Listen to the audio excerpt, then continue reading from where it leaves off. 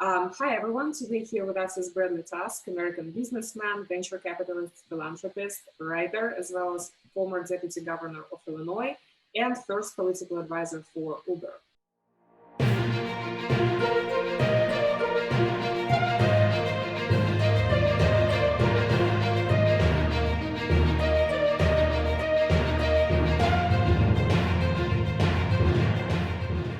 Okay, so let's imagine Belarus as a tech startup. There is enormously talented human capital, but that's pretty much all we have. If you would have an opportunity to build a digital society from scratch in a country like Belarus, what would you do?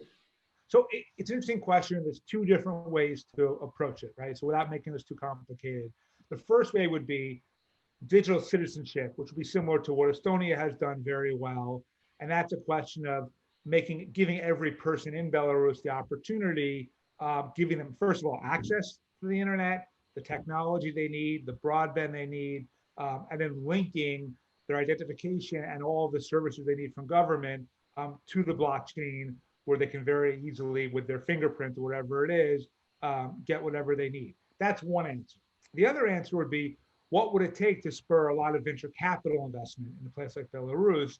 Because you're right, the talent is there, and that's sort of the hardest thing, actually, right? So the really smart people who are really good engineers, you have that, and that's far and away the toughest thing to do. So the next thing would be, how do you create an environment that makes venture capitalists like me want to invest in Belarus startups? So that would be things like tax treatment, regulations that make sense, government programs that link venture capitalists, universities, and founders and entrepreneurs. All education programs that are trained to sort of teach people not just how to code or program, but how to do it in a commercially minded way to create new startups and new businesses. A lot of the things in the ecosystem that we have in Silicon Valley and have in the US that make it easy for a good startup and a good startup founder to attract capital and at least have a chance. Most startups fail, as we know, but at least have a chance to be successful. I think if you can recreate some of that environment, and look, countries have done that. Israel, for example, didn't have it. They have it now. So there are places that certainly can do it. There's no reason that Belarus couldn't do it, but it would be really taking what's worked well in the US. And by the way, also taking the things now that aren't working well in the US, whether it's stupid immigration policies or regulations that hamstring. We should have autonomous cars and trucks in the US right now, but they're not where they should be, not because the technology isn't there, not because the engineers aren't doing their job, but because the government won't create the regulations around it. So arguably, if you're Belarus, you could say, okay, here are all the places where the US is falling down on the job. We'll move it forward faster. So that there's tremendous opportunity. Belarus is trying to overcome a dictatorship regime right now. So from a technology standpoint, in your opinion, what would be the technologies that would help to return the power to the people? It's great. So mobile voting, obviously, if they were willing to conduct free and fair elections. Twitter. So in the US, we have tons of problems in the intersection of politics and social media. But if you look, for example, the Arab Spring, Twitter was an incredible instrument for democracy, right? Because look at Hong Kong. That's how they organized all the protests. If people can communicate with each other freely, then that information is incredibly powerful, right? So whether that's online media or social media, I mentioned earlier, tele-religion, the dictatorship may cut down on your ability to worship physically, but if you can do the same thing digitally, it's much harder for them to stop it. And so I think there's a lot of tools that can really enhance democracy and personal freedom. I also think, privacy tools are also really important, right? Because if you're in a dictatorship, maybe one way that they would try to stop you from exercising your rights or your abilities online is to be able to look at everything you're doing and spy on everything you're doing. And the more tools the technology has to protect your data, protect your identity, protect your information, the more that you can keep government from honing in on it, and the more that you can conduct yourself in a free way. Thank you. So as you might know, in Belarus, this year's presidential election is actually widely disputed. There is evidence of massive voter fraud. So is mobile voting the cure for something like that? it can be, right? Look, ultimately, you're always going to have people who want power fighting with other people who want power and saying whatever they need to say to try to keep power, right? That was true probably 5,000 years ago. For as long as people have been around, that's been true. But um, if you have an election where everyone is voting and it's really easy to vote, it's very hard to dispute the results, right? The way that, at least in the US, they allege fraud is they say, oh, the mail in ballots weren't properly counted, or the people at this polling place were being biased towards one party or the other. All that goes away with mobile voting. With mobile voting, you're just pressing a button on your phones. You really can't have all of the different allegations that currently exist. And also in the US, we have a real problem with voter suppression, where in many states, they don't want the African Americans to vote. And so they come up with various excuses to try to stop them from voting. But they do all that based on seeing someone and seeing the color of their skin. If you're just pressing a button on your phone, no one sees the color of your finger when you're pressing that button. So all of that voter suppression would no longer be possible. So what's stopping mobile voting from being available worldwide right now? Yeah, so there are 9 countries around the world that currently allow mobile voting. The country that's done the most with it is not far from Belarus, in Estonia.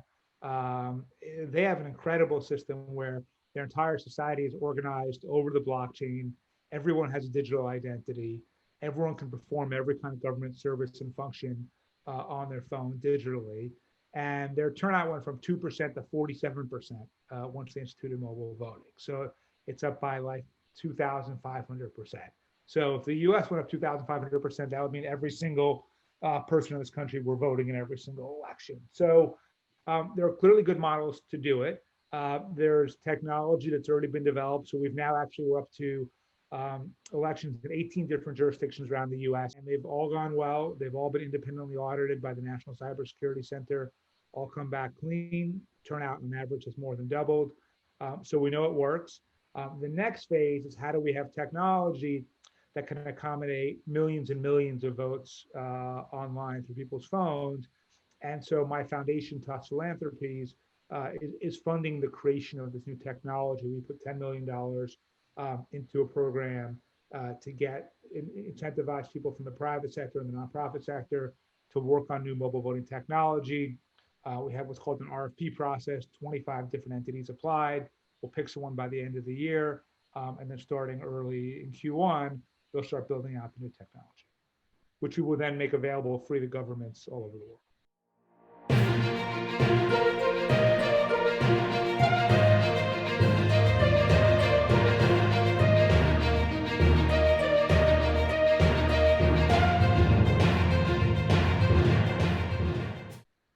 So what are the new business models and new markets that would be emerging in the post-pandemic world?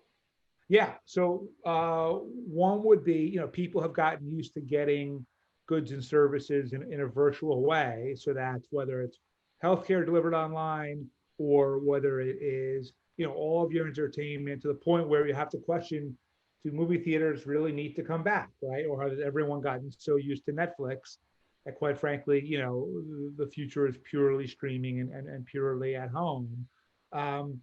Delivery drones, right? So if we're not going to be going out and about as much and ordering more stuff, would you want to have something that could autonomously bring you, whether it's your package, your burrito, or whatever it is? I think all of that is certainly one area. I think lots of things that are right now physical may not come back in the same way, even post-vaccine. So like, take casinos. I mentioned esports a minute ago.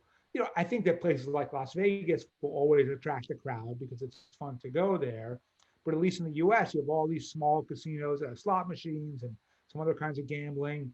People are going to say, you know what? I can do this from my couch, at home, on my phone, without driving anywhere, without getting in the car, without getting dressed. And that's what they're going to do. And so I think so many different forms of at-home entertainment, commerce, services that were already being developed will be so much more expedited because of changes in social norms and behavior because of COVID. Mm-hmm. Do you think we should expect different forms of relationships between governments? Yeah, it's a great question.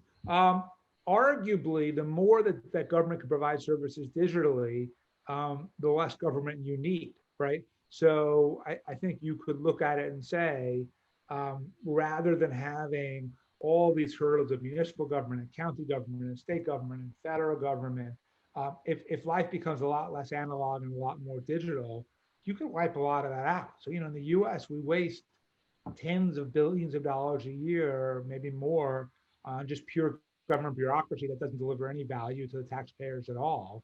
And I think that transforming to a more digital world gives us the ability to eliminate a lot of that. Now, of course, all of the bureaucrats who have power and money are not going to go without a fight, right? They're going to want to keep what they have, so it's not going to happen overnight. But ultimately, there's just a lot of waste in the society that I think in some ways COVID starts to change the way we think about things. Thank you very much. Thank you for taking the time to speak with us. Thank you for having me. I appreciate it.